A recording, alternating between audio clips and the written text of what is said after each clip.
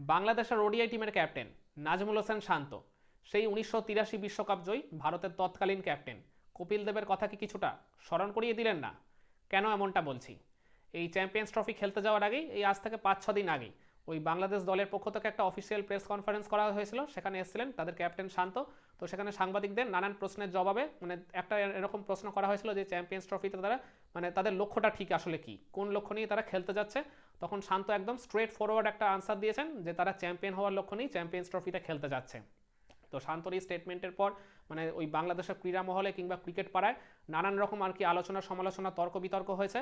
অনেকে সাধুবাদ জানাচ্ছেন, অনেকে আবার চরম হাসাহাসি করছেন, ব্যঙ্গ বিদ্রুপ করছেন তার এই স্টেটমেন্টকে ঘিরে। কিন্তু শান্তর এই বোল্ড স্টেটমেন্টটাকে আমি ওই 83 সালের কপিল দেবের সাথে কেন তুলনা করছি? আপনারা যারা 83 মুভিটা দেখেছেন, একটা জিনিস খেয়াল করে দেখবেন, ওই 83 সালের ওয়ানডে বিশ্বকাপ মিশনটা শুরুর আগে কপিল দেবও একটা ওই অফিসিয়াল প্রেস মিট করেছিল। এখন যেমন কোনো আইসিসি ইভেন্ট শুরুর আগে ওই ক্যাপ্টেন্স মিট হয়, তখন ক্যাপ্টেনদের নিয়ে ওই একটা প্রেস মিট হতো, তবে ইন্ডিভিজুয়ালি ক্যাপ্টেনরা ওই প্রেস মিটটা অ্যাটেন্ড করতেন। তো সেখানে এক ব্রিটিশ সাংবাদিক কপিল দেবকে কিন্তু জিজ্ঞেস করেছিলেন যে ওই ওয়ানডে বিশ্বকাপ মিশনটা শুরুর আগে ভারত টানা 3টা প্র্যাকটিস ম্যাচ হেরেছিল। তো সেখানে ওই কথাটা স্মরণ করিয়ে দিয়ে তিনি বলেছিলেন যে ভারত এই বিশ্বকাপে কতদূর যাবে বা কতটুকু যাওয়ার প্রত্যাশা তারা করেন। তখন কপিল দেব ওই ব্রিটিশ সাংবাদিকদের একবারে চোখে চোখ রেখে বলেছিলেন যে তারা এই জায়গায় জেতার জন্যই এসছেন। বলেছিলেন যে একদম straight forwardly, we here to win. তখন ওই সাংবাদিক খুবই অবাক হয়ে গেছিলেন। তখন বলেছিলেন, to win the world cup? আপনারা কি বিশ্বকাপ জয়ের লক্ষ্য নিয়ে এসছেন? তখন বললে কপিল দেব ওই প্রশ্নের জবাবে বলেছিলেন, what else we here for? আমরা এই বিশ্বকাপ জয় ছাড়া আর এখানে কি লক্ষ্য নিয়ে বা এসছি? তখন কপিল দেবের ওই প্রশ্নের উত্তরে ওই ব্রিটিশ সাংবাদিক তো বটেই, ওই প্রেস কনফারেন্সে থাকা অন্যান্য সাংবাদিকরাও যথেষ্ট অবাক হয়ে গেছিল। কারণ তখন ভারতীয় দল খুবই আন্ডারডগ হিসেবে ওই টুর্নামেন্টটা শুরু করেছিল। তার আগে 1975 আর 1979 এই 2টা বিশ্বকাপ ভারত খেলেছিল, একটা সিঙ্গেল ম্যাচও তারা জিততে পারেনি। তো সেখানে থার্ড বিশ্বকাপ খেলতে এসে তার আগের 2 বিশ্বকাপে একটাও ম্যাচ জিততে না পারা ভারত একেবারে বিশ্বকাপ চ্যাম্পিয়ন হয়ে যাবে এরকম স্বপ্ন অতি বড় ভারতীয় ক্রিকেট সমর্থকও হয়তো প্রত্যাশা করেনি। কিন্তু কপিল দেব ওই ইংল্যান্ডের মাটিতে দাঁড়িয়ে ওই ব্রিটিশ সাংবাদিকদের চোখে চোখ রেখে কিন্তু এই সাহস করে এই প্রশ্নের জবাব দিয়েছিলেন। আর কপিল দেবের ওই প্রশ্নের জবাবটা কিন্তু শুধু মুখেই সীমাবদ্ধ থাকেনি, ভারত ওই টুর্নামেন্টে ঠিক কীরকম পারফর্ম করে চ্যাম্পিয়ন হয়েছিল সেটা আমরা সবাই দেখেছি ওই সিনেমার দৌলতে, কিংবা তার আগে তো আমরা গল্প শুনেইছিলাম। তো এইখানে বাংলাদেশ ক্যাপ্টেন শান্তও কিন্তু ওই রকমভাবে একটা স্টেটমেন্ট তিনি দিয়েছেন সাংবাদিকদের উদ্দেশ্যে। 83 বিশ্বকাপে ভারত যে পজিশনে খেলতে গেছিল বিশ্বকাপটা, একবারে আন্ডারডগ হয়, কোনো রকম প্রত্যাশাই ছিল না।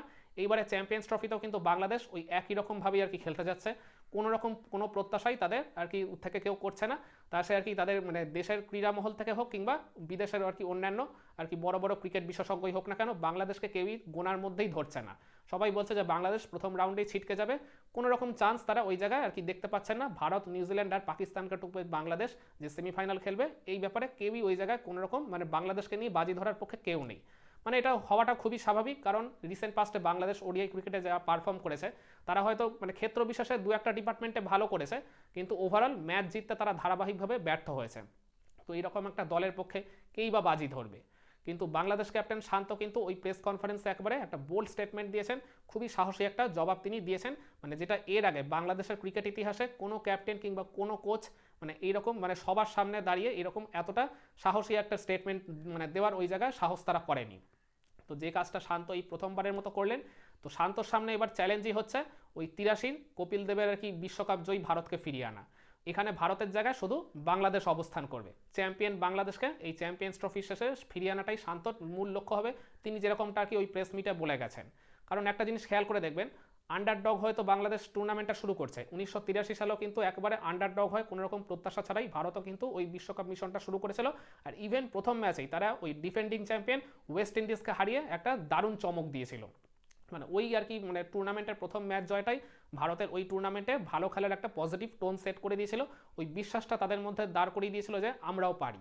তো বাংলাদেশকেও ঠিক এই একই কাজটাই করতে হবে, যার জন্য প্রথম ম্যাচ কিংবা প্রথম এমনি তো 3 ম্যাচ করেই খেলার সুযোগ পাবে প্রত্যেকটা দল, এখানে খুব বেশি সুযোগ নেই। তো যার কারণে প্রথম ম্যাচটা ভারতের বিপক্ষে তাদের খুবই গুরুত্বপূর্ণ হতে চলেছে। এই প্রথম ম্যাচটাই বলে দেবে যে এই টুর্নামেন্টে তারা ঠিক কতদূর যাবে, বা শান্ত যে স্টেটমেন্টটা দিয়ে গেছেন এটা যথেষ্ট যৌক্তিক কিনা। আর যারা শান্তর এই স্টেটমেন্টটা নিয়ে হাসাহাসি করছেন, ব্যঙ্গ বিদ্রুপ করছেন, তা সে বাংলাদেশের মাটি থেকে বসে হোক কিংবা বাংলাদেশের বাইরে থেকেই হোক না কেন, তাদের উদ্দেশ্যে আমি একটা কথা বলি, আপনি হয়তো বা কোনো খুবই দরিদ্র একবারে নিম্ন সীমার নিচে একটা ঘরে জন্মাতে পারেন, এটা কিন্তু আপনার দোষ নয়, কিন্তু আপনি যদি জীবনে বড় স্বপ্ন দেখতে না পারেন, বড় কিছু করার লক্ষ্য বা চিন্তাভাবনা নিয়ে যদি জীবনে এগোতে না পারেন, সেই অনুযায়ী যদি ঠিকমতো নিজেকে গড়ে তুলতে না পারেন, সেই অনুযায়ী প্রপারলি যদি মানে নিজের ডেভেলপমেন্ট যদি না করতে পারেন, তাহলে সেই দায়টা কিন্তু পরবর্তীতে আপনার উপরই বর্তায়। তো বাংলাদেশও এখন এই মুহূর্তে খুবই আন্ডারডগ। তো তাদেরকে এই জায়গায় আর কি নিজেদেরকেই আর কি বিশ্বাস করতে হবে। ক্যাপ্টেন শান্ত যখন বিশ্বাস করেছেন, তখন এই আর কি বিশ্বাসটাও আর কি টিমের অন্যান্য মেম্বারদের মধ্যেও অ্যাট দ্য সেম টাইম ঢুকিয়ে দিতে হবে, যাতে তারা প্রবলভাবে বিশ্বাস করে যে আর কি গ্রুপে যত কঠিন প্রতিপক্ষই থাকুক না কেন, আর কি এই বাধা টপকে তারা যে করে হোক সেমিফাইনালে আগে খেলবেই। আর তারপরে সেমিফাইনাল জিতলে তো আর একটা ম্যাচেরই অপেক্ষা ফাইনালের। আর এর আগে 2017 চ্যাম্পিয়ন্স ট্রফি, যেটা চ্যাম্পিয়ন্স ট্রফি লাস্ট আসর ছিল, সেখানেও কিন্তু বাংলাদেশ সেমিফাইনাল খেলেছিল। ওই একটা সুখ স্মৃতি নিয়েই কিন্তু তারা এইবারের মানে আসরটা খেলতে যাচ্ছে। তো সেইবারে যদি সেমিফাইনাল খেলতে পারে, তাহলে এইবারে কেন তারা ফাইনাল খেলতে পারবে না, ইভেন চ্যাম্পিয়নও কেন হতে তারা পারবে না। আর তারপরে এই হার না মানা মানসিকতা নিয়ে যদি তারা মাঠের ক্রিকেটেও ভালো পারফর্ম করে ওই জায়গায় যদি প্রতিপক্ষ দলগুলোকে এক এক করে হারিয়ে দিতে পারে, তাহলে তো ওই মানে ইউ নেভার নো, বাংলাদেশকে হয়তো বা আপনি এই চ্যাম্পিয়ন্স ট্রফির শেষে মানে ওই মার্চের 9 তারিখে তাদের হাতে শিরোপা উঠতে দেখলেও দেখতে পারেন। তো আপনারা কি মনে করেন, বাংলাদেশ থেকে যারা আমার এই ভিডিওটা দেখছেন, কিংবা ইভেন ইন্ডিয়া থেকেও, খুব ভুল কি কিছু আমি বললাম এই জায়গায়? কমেন্ট করে আপনার মতামতটা জানাবেন নাকি?